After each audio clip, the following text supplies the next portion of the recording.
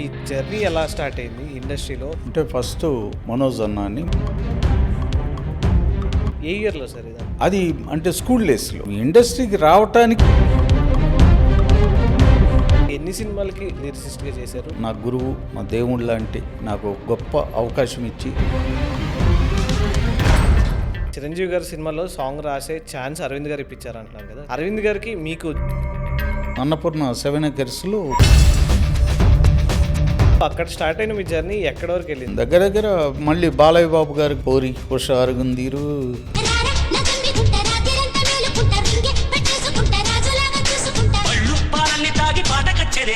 సింహాద్రి, రాజమౌళి గారు. అరవింద్ గారు మీకు ఆల్రెడీ ఫస్ట్ సినిమా ఛాన్స్ ఆయన ఇచ్చారు. ఇలా సాంగ్ రాస్తాను అనే ఏమన్నా ఆలోచన వచ్చింది? నిజంగా అయితే అరవింద్ గారు మళ్ళీ ఒక 5-6 సంవత్సరాలు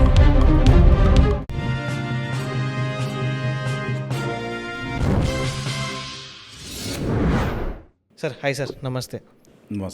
ఈ ఇండస్ట్రీలో చాలా సీనియర్ మోస్ట్ పర్సన్ అని చెప్పుకోవాలి డాడీ శ్రీనివాస్ అంటే. సో డాడీ శ్రీనివాస్ అనే పేరు మీకు డాడీ మూవీ నుంచి వచ్చిందని తెలిసింది. బట్ అసలు మీ జర్నీ ఎలా స్టార్ట్ అయింది ఇండస్ట్రీలో? ఎప్పుడో అంటే 2000 నుంచి మీరు ఇండస్ట్రీలో ఉన్నారని తెలిసింది. బట్ అసలు మీ జర్నీ ఏంటి? అసలు సినిమా ఇండస్ట్రీకి మీరు ఎలా స్టార్ట్ చేశారు మీ జర్నీ? అంటే ఫస్ట్ ఆర్టిస్ట్గా ట్రై చేశాను. మూవీస్లో నేను రంగస్థలం అంటే నాటక రంగస్థలం నుండి కూడా నేను ఊళ్ళో కూడా నాటకాలు వేసి విలన్ రోల్స్, కమెడియన్గా అట్లా కొన్ని నాటకాలు. మాకు మనోజ్ అన్న అని మా బెస్ట్ ఫ్రెండ్ ఉన్నాడు. ఇప్పుడు డిఆర్ఎం ఆయన మంచి పోస్ట్లో ఉన్నారు. మనోజ్ అన్న అని మా ఊరు ఆయన దగ్గర మేము నాటకాలు వేసి మంచి పర్ఫార్మింగ్ బాగుండేది అన్నమాట. అది అంటే స్కూల్ డేస్లో.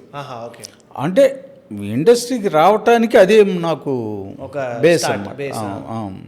అట్లా నాకు ఆర్టిస్ట్గా నేను సక్సెస్ అవుతానని ఫస్ట్ నుండి కూడా స్కూల్ డేస్ నుండి కూడా నాకు గట్టి నమ్మకం ఉండేది. అట్లా నేను ఆర్టిస్ట్గా ఇది ఏమన్నా అవకాశాలు దొరుకుతాయని హైదరాబాద్ రావటం జరిగిందనమాట. ఆర్టిస్ట్గా వచ్చాను. ఆర్టిస్ట్గా మనకి ఎవరు ఇక్కడ అవకాశాలు ఇచ్చే ఇది లేక, మనకంటే సర్కిల్ కూడా లేదు.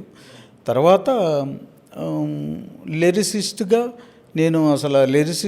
నేను సక్సెస్ అవుతానని కూడా అనుకోలేదు. దేవుని దయ వల్ల నాకు గాడ్ గిఫ్ట్. అంటే నేను స్పాంటేనియస్గా ఏదన్నా ఒక చిన్న కంటెంట్ చెప్తే నేను దాన్ని బట్టి నేను రాసుకోగలను. అట్లాగే మరి వేరే ఒక పాట విని ఆ పాటని మళ్ళీ వేరే నా స్టైల్లో లిరిక్స్ అన్ని మార్చేసి కూడా నేను రాసుకోగలను. అట్లా నాకు ఈ లిరిసిస్ట్గా నాకు ఒక సక్సెస్ అవ్వటానికి కూడా నాకు అది ఒక స్ఫూర్తిదాయకంగా అయింది అన్నమాట. సో ఎన్ని సినిమాలకి లిరిసిస్ట్గా చేశారు అండ్ ఎన్ని సాంగ్స్ చేసి ఉంటారు సార్ అప్పట్లో? నాకు ఫస్ట్ నా గురువు, మా దేవుడు లాంటి నాకు గొప్ప అవకాశం ఇచ్చి మెగాస్టార్ గారు అంటే ప్రతి ఆర్టిస్టు టెక్నీషియన్ కానీ ప్రతి ఆర్టిస్ట్ కానీ 24 క్రాఫ్ట్స్లో ఎవరైనా కానీ ముందు చిరంజీవి గారి దగ్గర ఏదన్నా ఒక చిన్న పనైనా చేద్దాం అన్న ఆలోచనతోనే వస్తారు ఎవరైనా కానీ. డ్యాన్స్లో కానీ, ఫైట్స్లో కానీ, యాక్టింగ్లో కానీ ఆయన చిరంజీవి గారికి స్ఫూర్తి అనమాట. అంటే చిరంజీవి గారికి పాట రాసేంత నాకు గొప్ప అవకాశం నాకు మా అరవింద్ గారు కల్పించారు. అసలు నా ఫస్ట్ సాంగే మెగాస్టార్ చిరంజీవి గారికి రాయటం అనేది నా కళా నిజం. ఇప్పటికి కూడా నాకు చాలా అంటే ఒక మెరకిల్ అనమాట అది. నేను అంత పెద్ద అగ్ర హీరోకి ఎక్కడో చిరంజీవి గారిని కిలోమీటర్ దూరంలో ఉండి చూడాలనుకుని కూడా చూడలేకపోయిన రోజుల్లో ఇప్పుడు డైరెక్ట్గా ఆయనతో చిరంజీవి గారితో కూర్చుని మాట్లాడటం, ఆ చిరంజీవి గారికి ఒక పెద్ద మంచి ఒక హిట్ సాంగు డాడీ చిత్రంలో మందారం బుగ్గల్లో ముచ్చట్టు వచ్చింది. ఆ సాంగు 2001లో ట్రెండింగ్ అనమాట. మంచి 1 నుండి 4 వరకు అదే మంచి వ్యూస్తో దూసుకుపోయింది. మంచి ఆడియన్స్ నుండి కూడా మంచి స్పందన వచ్చింది ఆ పాటకి. అరవింద్ గారు కానీ చిరంజీవి గారు కానీ అందరూ మెచ్చుకున్నారు. అంటే ఆయనతో చిరంజీవి గారితో పాట రాయటం అనేది నా పూర్వజన్మ సుకృతం. అటువంటి అవకాశం కల్పించిన మా గురువు గారు, మా దేవుడు అల్లు అరవింద్ గారికి జీవితాంతం రుణపడి ఉంటానన్నమాట. ఓకే, అంటే చిరంజీవి గారి సినిమాలో సాంగ్ రాసే ఛాన్స్ అరవింద్ గారు ఇప్పించారు అంటున్నారు కదా, సో అరవింద్ గారికి మీకు జర్నీ ఎలా స్టార్ట్ అయింది? నాకు అప్పటికి అరవింద్ గారు నాకు తెలియదు కదా. నేను లిరిసిస్ట్గా కొన్ని పాటలు పట్టుకుని ఫిల్మ్ నగర్ చుట్టూ తిరుగుతూ ట్రైయింగ్ అనమాట. ట్రై చేసుకుంటూ చిన్న చితక ప్రొడ్యూసర్లు డైరెక్టర్లను వాళ్ళని కలిసి వాళ్ళని సార్ నేను పాటలు రాస్తాను, నా పాటలు వినండి అని నేను ఫిల్మ్ నగర్ చుట్టూ తిరిగిన రోజులు ఉన్నాయి. అయితే కొన్ని పాటలు చాలామంది డైరెక్టర్లు విన్నారు, చాలామంది స్పందన బాగుంది, మీరు బాగుందండి, ఆ రీతిప్రాసలు బాగున్నాయి, స్పాంటేనియస్గా మీరు పాడటం కూడా చాలా మంచిగా పాడుతున్నారు అని నాకు సపోర్ట్ ఇచ్చారు చాలామంది. అట్లా నాకు కాన్ఫిడెంట్ పెరిగింది. అంటే నేను పాట రాయగలుగుతాను, నా పాట డెఫినెట్గా సక్సెస్ అవుతుంది అన్న కాన్ఫిడెంట్తో నేను ఇంకా బాగా గట్టిగా ప్రయత్నం చేశాను.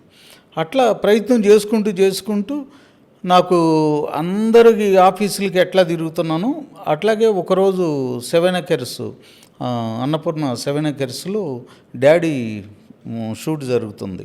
అట్లా నా మిత్రుడు కొలీగ్, అతను కూడా లిరిసిస్టే పాపం, విజయవాడ అతను పాపం ఇప్పుడు ఎక్కడ ఉన్నాడో కానీ ఆ రోజు ఒక అతను అన్నాడు, అన్న నేను మీ పాటలు చాలా బాగుంటాయి అన్న, నేను విన్నాను, మీరు వినిపిస్తూ ఉంటారు కదా, నేను గీతా ఆర్ట్స్ బ్యానర్లో డాడీ మూవీ జరుగుతుంది 7 ఎకర్స్లో, మీరు కూడా ట్రై చేయండి అన్న, వెళ్ళండి ఒకసారి అని అతను అన్న తర్వాత నేను వెళ్ళాను 7 ఎకర్స్కి. వెళ్ళిన తర్వాత అక్కడ నాకు 7 ఎకర్స్లో నేను పాడతాం, అరవింద్ గారికి దండం పెట్టి సార్ ఇట్లా నేను చిరంజీవి గారిని దృష్టిలో పెట్టుకుని ఒక 3 పాటలు రాసుకున్నాను, అది వినిపిస్తాను సార్ అంటే ఆయన పెద్ద మనసు చేసుకుని చిరంజీవి గారితో పర్మిషన్ తీసుకుని ఆయన ఏదో మీ గురించి కొన్ని పాటలు రాశాడంట సార్ ఇందామా అంటే ఓకే అని చెప్పారు చిరంజీవి గారు నేను మన అరవింద్ గారు, నాగబాబు గారు, మోహన్ గారని, నాగరాజు గారు వాళ్ళందరూ కూర్చుని మాకు 4 చైర్లు వేశారు అక్కడ ఆ లొకేషన్లో. పాట నా 3 పల్లవులు అన్నది 6 పల్లవులు వినిపించేసా నేను రాసుకున్నాయి. అట్లా నా దగ్గర నంబర్ తీసుకుని నీ దగ్గర కొంచెం టాలెంట్ ఉందమ్మా, నేను కాల్ చేస్తాను అని అరవింద్ గారు నంబరు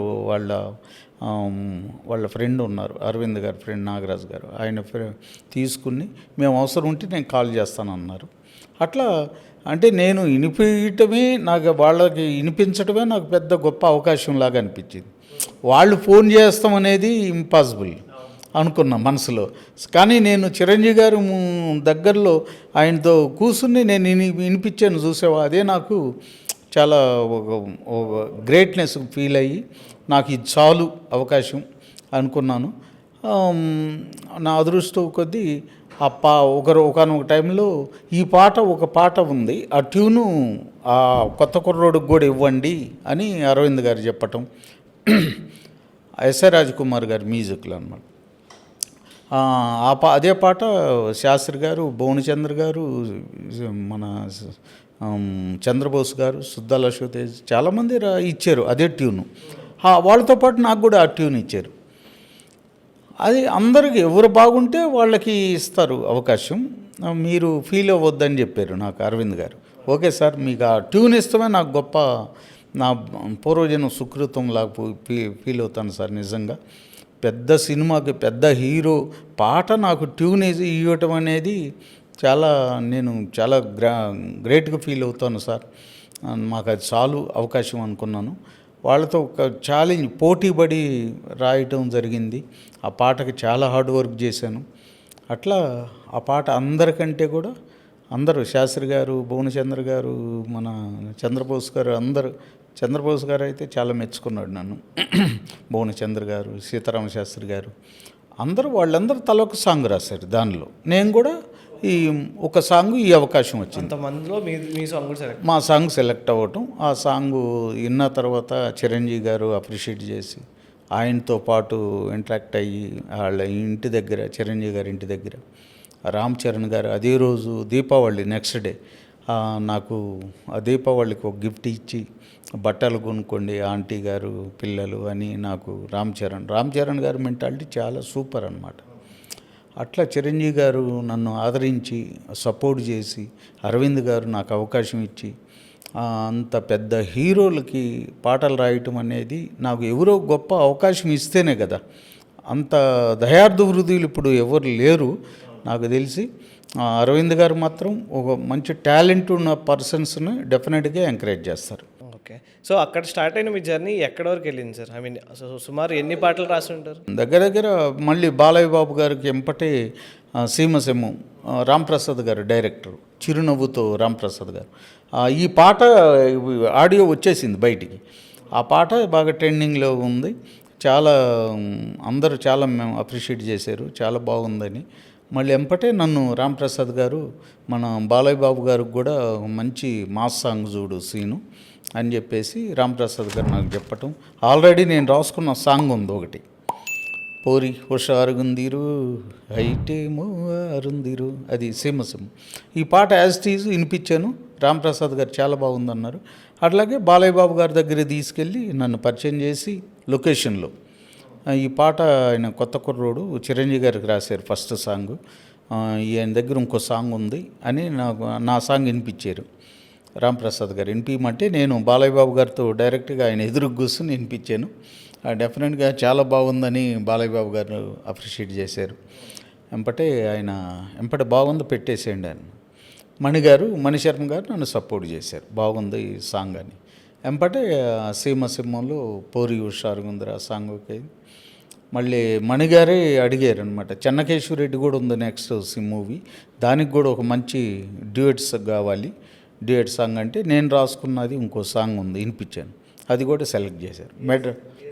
అది చెన్నకేశ్వరరెడ్డిలో నీ కొప్పులో ఉన్న మల్లె తోట పూయిస్తా ఈ పూట, అది మెడ్రాస్ వెళ్ళి 2 పాటలు ఓకే చేసుకుని వచ్చామన్నమాట.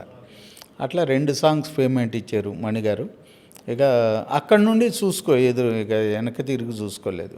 డాడీ సీమసెమ్ము, చెన్నకేశ్వరరెడ్డి, ఆయుధం, గోల్మాల్, ఇందిరమ్మ, జోడీ నంబర్ 1, అబ్బాయి ప్రేమలో పడ్డాడు, సారీ నాకు పెళ్ళయింది, గణ, సీనుగాడు చిరంజీవి ఫ్యాన్, అట్లా సొంత ఊరు, చాలా సినిమాలు వచ్చినాయి. అట్లా అన్నిటికీ రాసుకుంటూ పెద్ద హీరో సినిమా పాటలు మిస్ అయ్యాను మధ్యలో, అది గ్యాప్ వచ్చింది. సో ఏ గ్యాప్ సార్ అసలు? ఆ గ్యాప్ ఎందుకు? ఆ గ్యాప్ అంటే అది ఒక పీడకల లాంటిది. అంటే నా ఎదుగుదలని అక్కడ ఒక స్పీడ్ బ్రేకర్ లాంటిది. అది ఎదుగుదల ఆపేయటానికి అంటే నా స్వయంకృత అపరాధమే ఆ స్పీడ్ బ్రేకర్ కూడా. అట్లా నాకు కొంచెం డ్రింక్కి అడిక్ట్ అయిపోయి, ఎందుకంటే డ్రింకింగ్ దేనివల్ల అంటే ఇప్పుడు సక్సెస్ అయ్యే కొద్దీ కొంచెం హోదా పెరిగి హోదా అని కాదు, మనం ఉండే ఫ్రెండ్ సర్కిల్లో కూడా అలాంటి ఫ్రెండ్ సర్కిల్ ఉంది. నన్ను కొంచెం ఇది చేసేసి తర్వాత వచ్చిన అవకాశాలు మన ఇంద్ర, సింహాద్రి, శంకర్దాద్ ఎంబీబీఎస్, శంకర్దాద్ జిందాబాద్, అతిథి, సాంబా అయితే సింగిల్ కార్డ్ ఇచ్చారు. సో ఇవన్నీ మిస్ అయిపోయారు. సురేందర్ రెడ్డి గారు, అతిథి, మహేష్ బాబు గారిది, అట్లా పెద్ద సినిమాలు, సింహాద్రి, రాజమౌళి గారు ఎక్కడ ఫోన్ చేస్తే ఎక్కడో ఉండేవాళ్ళు. అటువంటి గొప్ప అవకాశాలని నాకు ఎంత పెద్ద అవకాశం వచ్చిందో దానికంటే గొప్ప అవకాశాలు వచ్చినాయి. అది నేను నిలుపుకోలేకపోయాను. అది తర్వాత అది నేను తెలుసుకుంటాం కోసం మళ్ళీ 10 సంవత్సరాలు బట్టి. ఆ గ్యాప్లో ఏం చేశారు సార్ అసలు? ఆ గ్యాప్లో అంటే అడిక్ట్ అవుతాం, ఏదో ప్రైవేట్ సాంగ్స్, చిన్న సాంగ్స్ రాయటం, వచ్చిన సాంగ్స్ రాయకపోవటం, ఆ సాంగ్స్ వేరే వాళ్ళకి ఇవ్వటం, అట్లా నాకు చాలా గ్యాప్.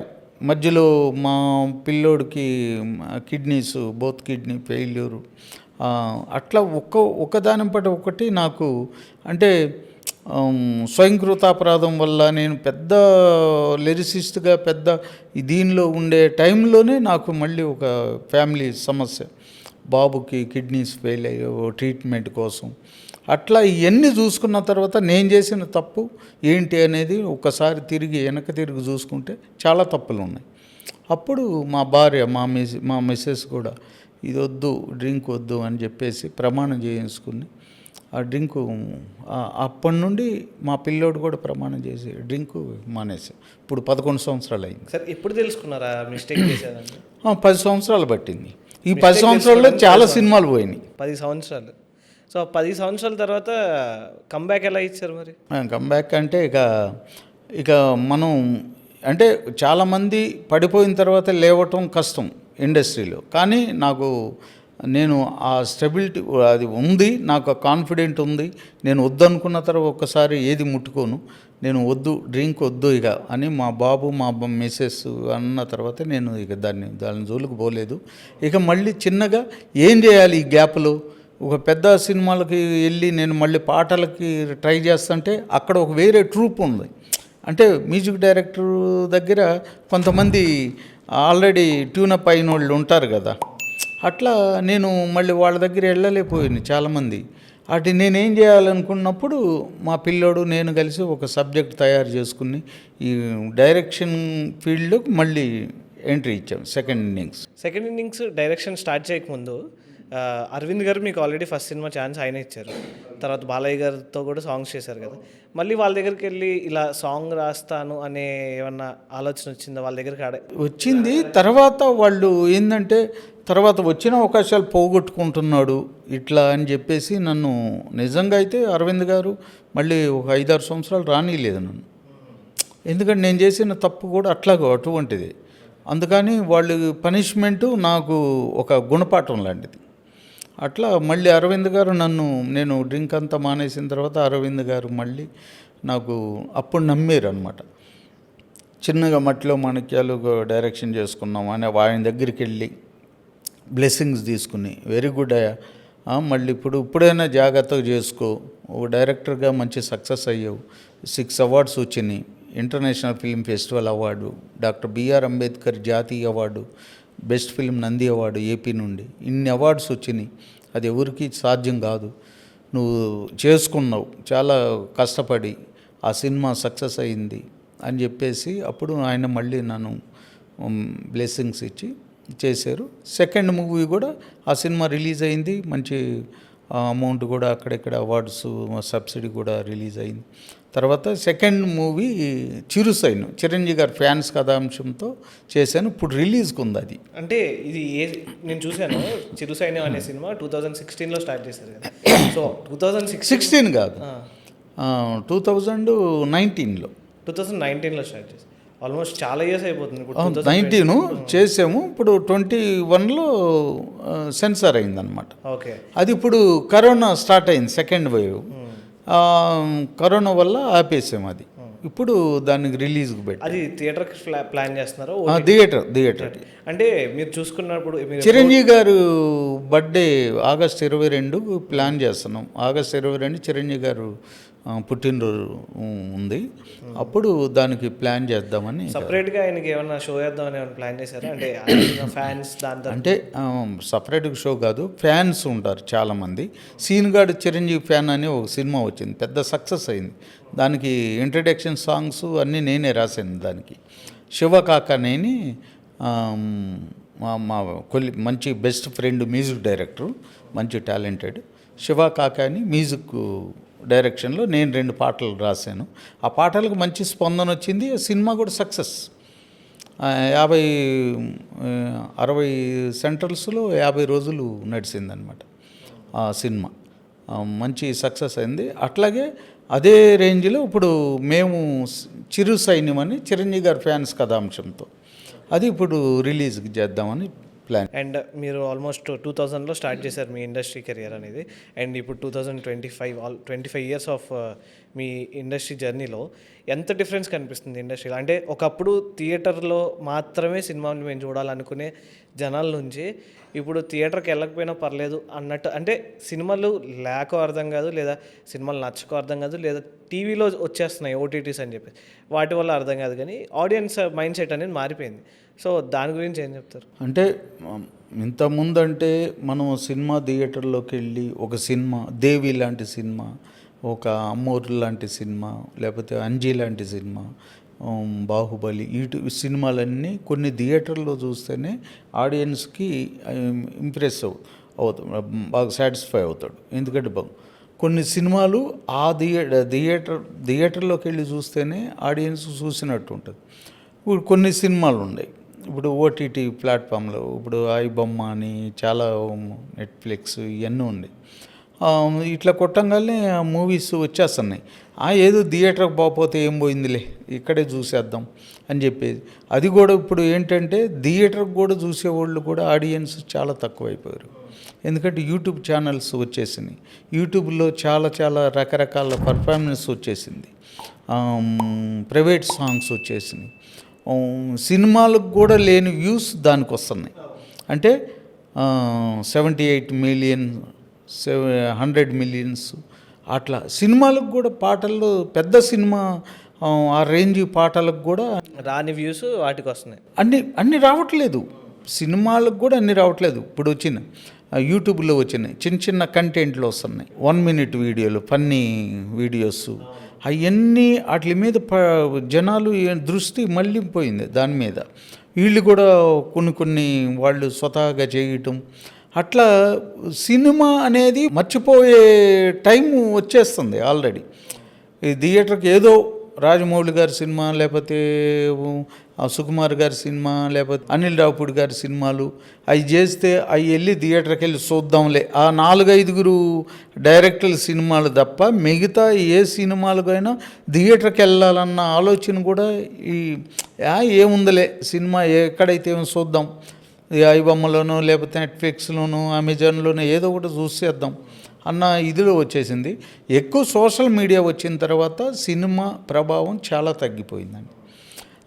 సినిమాలు కూడా ఇప్పుడు ప్రొడ్యూసర్లకి ఏంటంటే ఒక చిన్న సినిమా, ఇంతకుముందు ఒక సినిమా అంటే 30 lakhs 40 lakhsతో ఒక మూవీ చేస్తే 20 lakhs శాటిలైట్ వచ్చేస్తే మిగతా థియేటర్ల దగ్గర ఒక 20 lakhs 30 lakhs అట్లా వచ్చి ప్రొడ్యూసర్ సేఫ్ సైడ్లో ఉన్నాయి. ఇప్పుడు అట్లా కాదండి.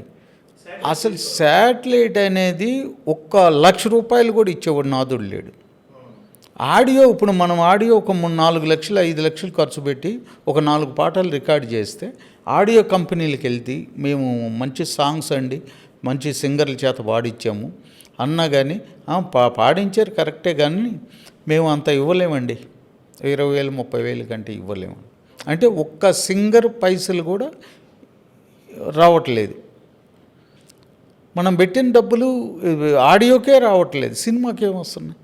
శాటిలైట్లు నిల్లు, హిందీ రైట్స్ నిల్లు, తెలుగు రైట్స్ ఇక్కడ నిల్లు. ప్రొడ్యూసరు అష్టకష్టాలు. ఇప్పుడు డైరెక్టర్లకు పని లేదు. ప్రొడ్యూసరు ముందు అడుగేస్తేనే కదా డైరెక్టర్ ఉండేది. ఆ డైరెక్టర్ పని చేయకపోతే టెక్నీషియన్ పని లేదు కదా. అట్లా చాలామంది ఇప్పుడు ఇండస్ట్రీని నమ్ముకున్న వాళ్ళంతా రోడ్డు మీదకి వచ్చేసారు.